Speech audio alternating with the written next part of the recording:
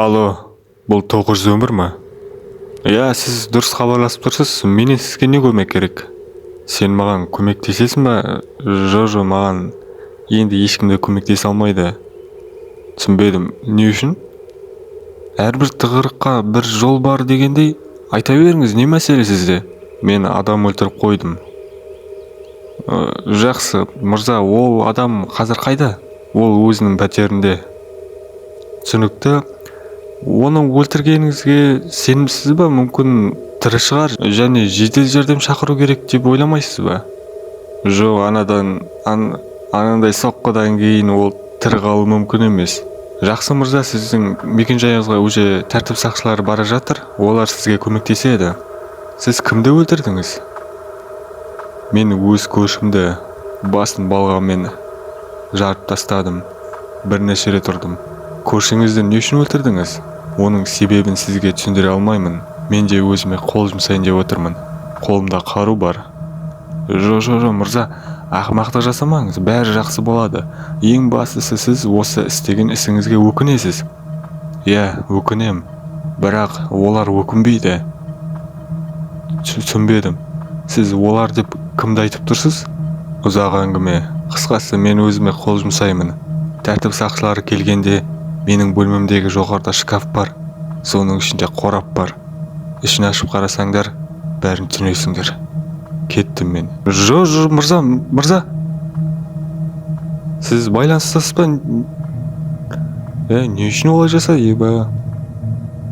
Бұл айтқан оқиғаны сіздер түсінбеген боларсыздар. Иә, түсініксіз. Барлығын сіздерге басынан айтып берейін. Кейіпкердің оқиғасымен айтамын. Мен ол күні түнде жұмыстан келіп, әдеттегідей компьютер алдына отырдым. Шайымды, тамағымның бәрін дайындап алып, офсе тәшке сериалын көруді бастадым. Ал сағат болса түнгі 11 енді болып жатыр. Арада 2 сағат өтіп, сериалдың 40 минуттық сериаларын қалай тез көрген түсінбей қалдым. Чөті тез көріп тастадым. Қап, ұйқымның да келмей тұрған қарашы. Қой, одан да қызық болсыншы, как раз түн емес пе? Үрейлі сайттарды қарайын. Сөйтіп Қалдыбек Google'ды ашып, үрейлі сайттарды іздей жөнеледі. Іздеп отырып, арада 30 минут өте шығады, және біртүрлі сайт оны шынымен қызықтырды. Бұл Tor деп аталатын сайт екен. Сайттың есімі емес, іші өте қызық болды. Ішінде былай жазылған екен: бұл сайт сіздің барлық тілектеріңізді орындайды. Тек тілегіңізді жазсаңыз болды. Не қалайсыз, соны алыңыз, деп жазылыпты. Мынау енді шынымен өте қызық. Әрине, мен тілекті орындайды дегенге сенбеймін. Бірақ бір рет болсын, осыны жазып көрейінші. Ештеңе болмайды ол. Сөйтіп Қалдыбек сайт үшін қарап, астына түсіп еді. Баста деп жазылып тұр екен. Басқа ештеңе жоқ. Жақсы, бастасақ бастайық. Көрейікші қане, бұл не екен? Экранға бір қап-қара адам шықты. Сәлем, сайтқа кіруші. Бұл мен. Есімім 666. Түрімді жасырып, анонимді тұрғыда сөйлесемін. Сенің осы сайтқа кіруің бекер емес. Сенің тілектерің өздері сені бізге әкеліп отыр. Қалаған тілегіңді айтсам болды. Бірақ сайттың бір ережесін есте сақта. Барлық нәрсенің өз жауабы бар. Бұл енді қызық екен. Солай алдыға жүріп, сайтқа кірушінің келісімі дейтін жерге тап болады. Ол жерде біршама сөздер жазылған екен, және ең астында мен келісемін деген жазба тұр. Әрине, мен бұны оқымадым. Ақымақ емеспін ғой, қайдағы жоқ. Жазбаларды оқып, уақытымды құртатын. Оның үстіне тілек орындайтынына сенбеймін. Солай мен келісемін деген батырманы басып, келесі бетке өттім. Ол жерде тек тілегіңізді жазыңыз деген жазба тұр. Так, онда мен пицца деп жазайыншы. Пицца пепперони керек деп жазып едім. Күтіңіз деген жазба ғана шықты. Тыныштық орын алды. Сағаттың дыбысы ғана. Керемет. Мен өзі сеніп қалдым. Жақсы әзіл екен деп айтып жатсам, менің пәтерімнің дауысы шықты. Мен орнымнан тұра кеттім. Арада 5 минут өткенде жоқ. Бұл қалай? Жо, мүмкін емес. Бұндай мүмкін емес қой. Сайтқа сеніп мен де қатырады екенмін. Мүмкін көршілер болар келген. барып тексерейін. Сөйтіп ең бірінші есікті ашпастан бұрын сығалап қарайын деп шештім. Есік алдында ешкім жоқ. Ей, кім бұл? Қазір сағат неше екен білесіз бе? Түнгі 2 болды. Адамдар ұйықтап жатыр. Бірақ ешкім сөйлемегесін подъезд ішіне шықтым. Шыға салысымен жерге қарасам, бір қорап пиццаны көрдім. Және үстінде қағаз бар. Ас болсын, Қалдыбек. Мыналар менің есімді қайдан біледі? Жоқ, мынау мүмкін емес. Бұл пранк болар да. Деп подъездге айқайладым. Бұл пранк қой да. Бірақ бәрі тып-тыныш. Негізі адамдар шығып жан-жақтан бұл пранк деп айтатын шығар деп ойладым негізі. Бірақ жоқ. Жақсы. Тегін пицца алып алдым, жақсы болды. Кеттім, мына үйге барып жеп алайын да, мына шынымен жұмыс жасайтын сияқты мына сайт. Керемет сайт секілді. Солай компьютер алдына қайта жайғастым. Компьютер алдына келсем, сіздің тек бір тілегіңіз қалды деп жазылып тұр екен. Ё-моё, мынау серьезно ма не? Так бір қызық болды, мынау сонда тек бір тілегімді айтам да. Онда мен осы шкафымның іші ақшаларға толып кетсе екен. Долларларға толып кетсе екен. Айтқаным сол еді. Шкафымның дауысы шығып жатыр, ішінен ақшалар толып жатқан кәдімгі анық естідім мен. Жүгіріп барып шкафтың ішін ашып қарасам, толған долларлар.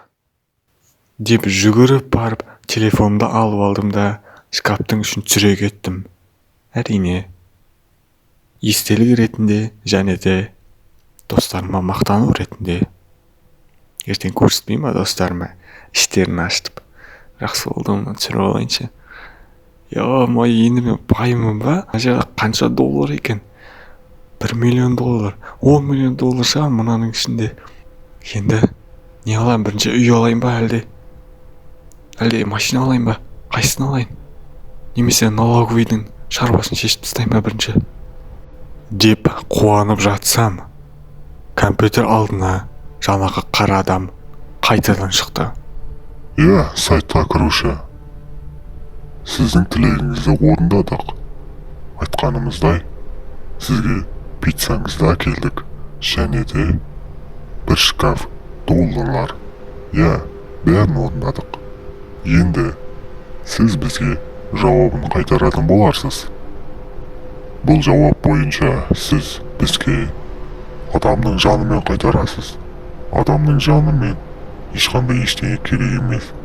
Сіз өзіңіздің жаныңызды бізге бересіз. Немесе бір адамның жанын құрбандыққа шаласыз. Таңдау сізде. Және де сізге 24 сағат қана уақыт беріледі.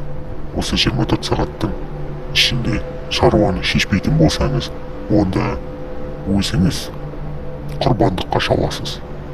Осылай жаңағы қара адам экран бетінен жоғалып кетті. Қайтадан сайт шықты. Қалдыбек болса қатты қорқу үстінде. Бұл Қалдыбек мүлдем түсінбей қалды қазір не болғанын. Не болып кетті ме? Не айтып кетті ме қара адам? Сонда бұл сайттың правиласы бойынша мен тілеген затымды айтамын, ол болса оларға сонда жан керек па? Адамның жаны? Жаңағы келісім бойынша оқымап едім, қазір оқып жіберейінші, қай жерде ол? Міне. Сайт біреуді жақсы көрту немесе денсаулығым жазылып кету, ондай тілектерді орындамайды. Тек қана материалдық тұрғыда тілектерді орындайды. Яғни көлік сұрау, үй сұрау немесе ақша сұрау деген секілді. Екінші келісім бойынша сіз жай ғана тілегіңізді айтасыз, және де екі тілектен аспау керек. Үшінші жазба бойынша тілегіңіздің бәрі орындалып болғаннан кейін енді сіз бізге қайтарымын қайтарасыз. Төртінші келісім бойынша ең соңғы келісім бұл адамның жаны. Өзіңіздің жаныңыз немесе басқа адамның жаны. Таңдау сізде деп жазылған екен. Қалдыбек болса өкінді, әрине жаңағы осы келісімдерді оқымағанына қатты өкінді. не үшін мана оқи салмадым? Хотя бы бірінші келісімді оқығанымда ештеңе болмас па еді? Бұл сайтқа мен не үшін кірдім? Қазір өзіме проблема тауып алғанымды қарашы, енді не істеймін? Тоқташы, мен не үшін мынадан қорқып тұрмын? Жай сайт емес па? Менің түрімді ешкім білмейді.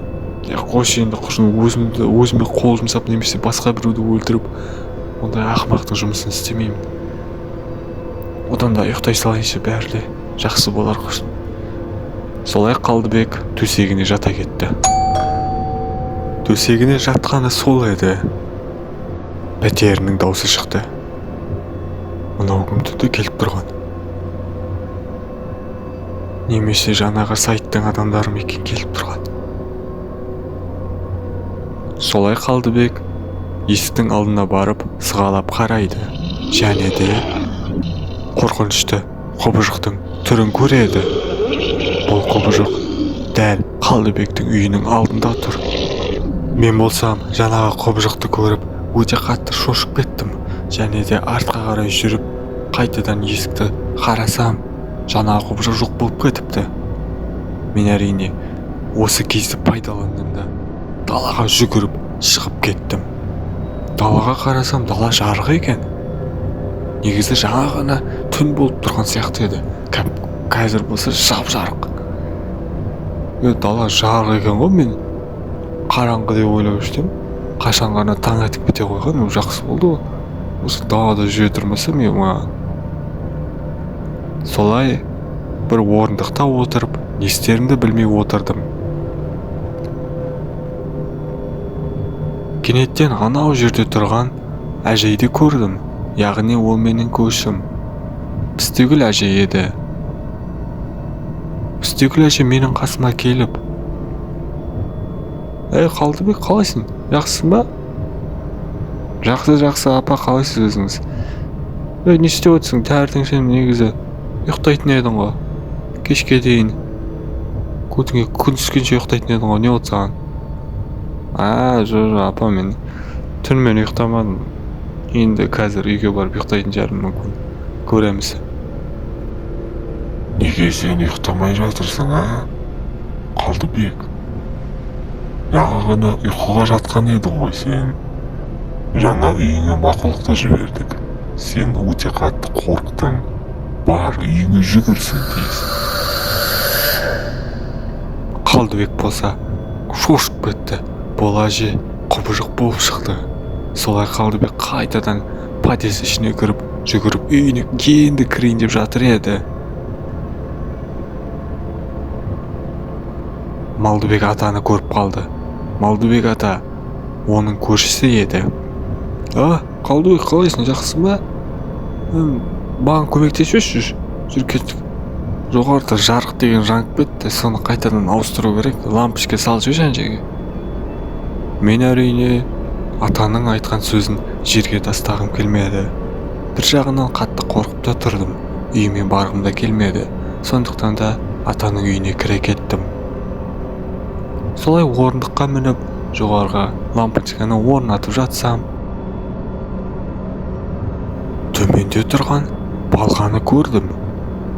Балғаны көріп, мен ойладым, бұл менің мүмкіндігім.